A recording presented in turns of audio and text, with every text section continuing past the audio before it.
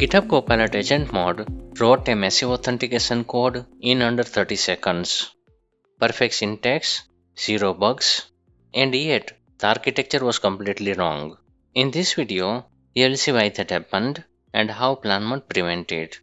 GitHub Copilot is extremely good at acting fast, sometimes too fast. In real IT projects, speed is rarely the problem. Unclear intent is. When requirements are ambiguous, Copilot makes assumptions, and those assumptions turn into code instantly. That's exactly where Plan Mode comes in. It deliberately slows things down, and that's not a weakness, that's the design. Plan Mode creates a pause before execution, and that pause is where good decisions are made. We'll take a practical deep dive into how this actually works. By the end, you will know exactly when to use Plan Mode and when to skip it. If you are already seeing the value here, hit the like button. It helps more developers to discover this. Before we go further, let's be clear. Plan Mode does not write code. It does not change files. It does not create objects. So what does it do?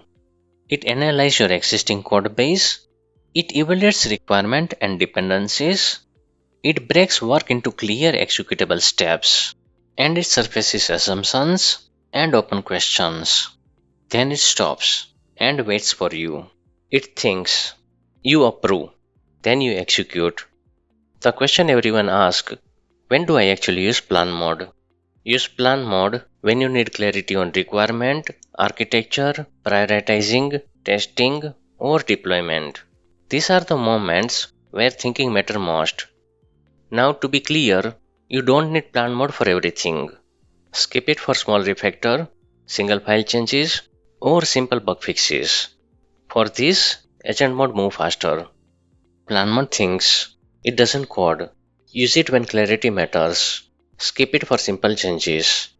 More videos coming for different role perspective. If this was useful, like and subscribe. Which role are you?